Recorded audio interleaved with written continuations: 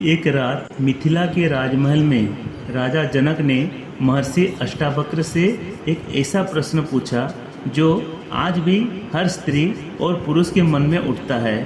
पत्नी के जीवन में पति बनकर कौन आता है? और जो उत्तर मिला, इससे जन्म जन्मांतर के रहस्यों का पर्दा हट गया। नमस्कार प्रिय दर्शकों, स्वागत है आपको मेरा चैनल मधुर वार्ता में। दर्शकों, आज हम सुनेंगे अष्टावक्र और राजा जनक का वह दिव्य संवाद जो बताएगा कि पति पत्नी का संबंध केवल इस जन्म का नहीं बल्कि आत्मा की अनंत यात्रा का रहस्य है। मिथिला का राजमहल शांत था। रात्रि का अंतिम प्रहर चल रहा था। चंद्रमा की शीतल किरणें महल के प्रांगण में फैल रही थी। राजा जनक अपने कक्ष में बैठे गहन चिंतन कर रहे थे। उनके मन में एक प्रश्न बार बार उठ रहा था। उन्होंने संसार में अनेक दंपतियों को देखा था, कहीं पति पत्नी के बीच अथाह प्रेम, तो कहीं केवल संघर्ष और पीड़ा, कहीं एक दूसरे के लिए प्राण देने का भाव था, तो कहीं एक दूसरे का चेहरा तक नहीं देखना कठिन लगता था। अगले दिन जब महर्षि अष्टावक्र राजसभा में पहुँचे, तब राजा जनक ने उनके चरणों में प्रणाम किया और विनम्रता से कहा, गुरुदेव, आज मेरे मन में एक ऐसा प्रश्न उठा है जिसका उत्तर मैं केवल आपसे ही प्राप्त कर सकता हूँ। अष्टावक्र मुस्कुराए और बोले, राजन, प्रश्न ही ज्ञान का द्वार है, पूछो क्या जानना चाहते हो। राजा जनक बोले, गुरुदेव, पत्नी के जीवन में पति बनकर कौन आता है? क्या यह केवल संयोग है या इसके पीछे कोई गहरा रहस्य छिपा है? अष्टावक्र कुछ क्षण मौन रहे। उनकी आंखों में मानो अनंत आकाश का देख रही थी। अष्टावक्र कुछ समय मौन रहे। उनकी आंखें मानो अनंत आकाश को देख रही थी। फिर उन्होंने धीरे से कहा, राजन, यह संसार जितना दिखाई देता है उससे कहीं अधिक रहस्यमय है। जो व्यक्ति किसी स्त्री के जीवन में पति बनकर आता है, वह केवल इस जन्म की घटना नहीं होता। इसके पीछे अनेक जन्मों की यात्राएं, कर्म और संस्कार कार्य कर रहे होते हैं। जनक ने आश्चर्य से पूछा, क्या प्रत्येक पति पत्नी का संबंध पूर्व जन्मों से जुड़ा होता है? अष्टावक्र बोले, अधिकांश संबंध कर्मों के सूत्र से बंधे होते हैं। आत्माएं कभी बिना कारण नहीं मिलती। जिस प्रकार नदी का जल अंततः समुद्र तक पहुंचता है, उसी प्रकार कर्म आत्माओं को एक दूसरे तक ले जाते हैं। जनक बोले, तो क्या एक स्त्री का पति पहले जन्म में कोई और संबंध रखता था? अष्टावक्र ने कहा, हो सकता है। वो कभी मित्र रहा हो, कभी शत्रु, कभी सहायक, कभी ऋणी और कभी ऐसा व्यक्ति जिससे कोई अधूरा संबंध शेष रह गया हो। राजा जनक और अधिक उत्सुक हो गए। उन्होंने पूछा, गुरुदेव, यदि कोई पति बहुत प्रेम करने वाला हो तो क्या वो भी किसी पूर्व जन्म का परिणाम है? अष्टावक्र बोले, राजन, जहाँ प्रेम बिना स्वार्थ का होता है, वहाँ अक्सर अनेक जन्मों का शुभ कर्म छिपा होता है। इसीलिए आत्माएं पुनः मिलती हैं ताकि अधूरा प्रेम पूर्ण हो सके और आत्मा की यात्रा आगे बढ़ सके। जनक ने पूछा, और यदि पति कठोर स्वभाव का हो, यदि वह पत्नी को कष्ट देता हो? अष्टावक्र ने गंभीर होकर कहा, तब भी कर्म ही कार्य कर रहे होते हैं। कभी कभी आत्मा को धैर्य सीखना होता है, कभी क्षमा, कभी त्याग और कभी वैराग्य। जो व्यक्ति कष्ट देता है वो भी कई बार आत्मा का शिक्षक बनकर आता है। शिक्षक जनक आश्चर्यचकित हुए। हाँ राजन, अष्टावक्र बोले, संसार में हर व्यक्ति या तो तुम्हें सुख देकर सिखाता है या दुख देकर। दोनों ही स्थिति में शिक्षा होती है। सभा में गहरा मौन छा गया। अष्टावक्र आगे बोले, कल्पना करो, दो आत्माएं कई जन्म पहले एक दूसरे से जुड़ी थी। उनमें से एक ने दूसरे को पीड़ा दी। कर्म का नियम कभी नष्ट नहीं होता।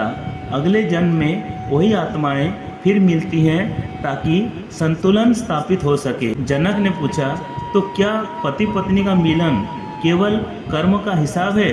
अष्टावक्र मुस्कुराए, नहीं राजन, केवल हिसाब नहीं, ये आत्मा की उन्नति का मार्ग भी है। कुछ संबंध ऋण चुकाने आते हैं, कुछ प्रेम सिखाने और कुछ ईश्वर तक पहुंचाने। जनक ने कहा, गुरुदेव, यहाँ ये बात मेरी समझ में नहीं आई। अष्टावक्र बोले, सुनो राजन, यदि कोई पति पत्नी को सच्चा सम्मान देता है, उसके सुख में साथ खड़ा रहता है और उसे आत्मिक उन्नति की ओर प्रेरित करता है, तो वह केवल पति नहीं, ईश्वर द्वारा भेजा गया एक माध्यम है। और यदि ऐसा ना हो तब भी आत्मा सीख रही होती है। जनक ने पूछा, क्या यह संभव है कि किसी स्त्री के जीवन में उसका पति पूर्व जन्म का शत्रु रहा हो? अष्टावक्र बोले, संभव है। संसार में कुछ संबंध प्रेम के कारण बनते हैं और कुछ कर्मों के बंधन के कारण। इसीलिए केवल बाहरी व्यवहार देखकर किसी संबंध का वास्तविक कारण नहीं जाना जा सकता। राजा जनक विचार मग्न हो गए। उन्होंने कहा, गुरुदेव, यदि सब कुछ कर्मों से तय है तो मनुष्य की स्वतंत्रता कहाँ है? अष्टावक्र ने उत्तर दिया, कर्म तुम्हें परिस्थिति देते हैं, लेकिन प्रतिक्रिया तुम्हारे हाथ में होती है, यही स्वतंत्रता है। जनक बोले, अर्थात पति का आना पूर्व कर्म का परिणाम हो सकता है, लेकिन उस संबंध को कैसे जीना है यह वर्तमान कर्म तय करते हैं। अष्टावक्र प्रसन्न होकर बोले, तुमने सत्य को छू लिया। राजन, कुछ क्षण बाद जनक ने फिर प्रश्न किया, लेकिन एक बात अभी भी मेरे मन में है, यदि आत्मा अमर है और शरीर नश्वर है, पति पत्नी का संबंध वास्तविक कैसे हुआ? अष्टावक्र मुस्कुराए। उन्होंने कहा, यही तो सबसे बड़ा रहस्य है। वास्तव में ना कोई पति है ना पत्नी, ये केवल शरीर के संबंध है। आत्मा ना पुरुष है ना स्त्री।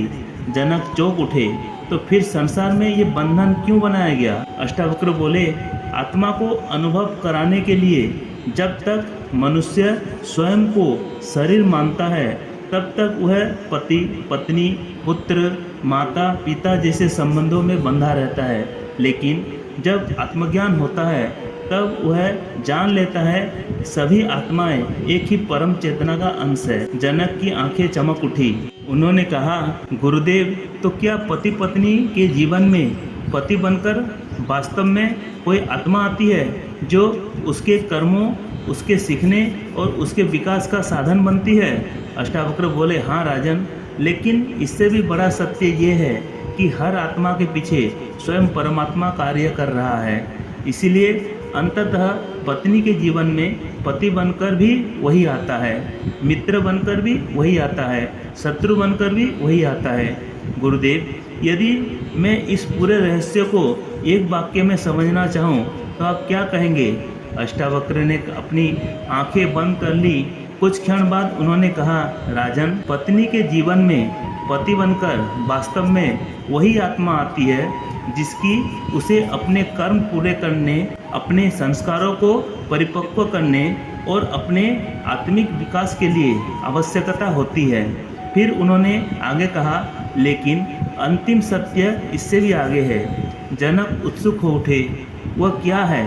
गुरुदेव, अष्टावक्र ने उत्तर दिया, अंतिम सत्य ये है कि ना कोई किसी का पति है और ना कोई किसी की पत्नी। सभी आत्माएं परमात्मा की ओर यात्रा कर रही हैं। कुछ समय के लिए वह एक दूसरे के हाथ पकड़ती हैं, साथ चलती हैं, एक दूसरे को सहारा देती हैं, एक दूसरे को सीख देती हैं और फिर आगे बढ़ जाती हैं। राजा जनक की आंखों से आंसू बह निकले। उन्होंने अनुभव किया कि संबंधों को लेकर उनका पूरा दृष्टिकोण बदल चुका है। अष्टावक्र ने कहा, जब तक मनुष्य केवल शरीर को देखता है तब तक वह बंधन में रहता है। जब वह आत्मा को देखना सीख जाता है तब प्रेम मुक्त हो जाता है, और जब हर आत्मा में परमात्मा को देख लेता है तब सभी प्रश्न समाप्त हो जाते हैं। राजा जनक अपने सिंहासन से उतर आए।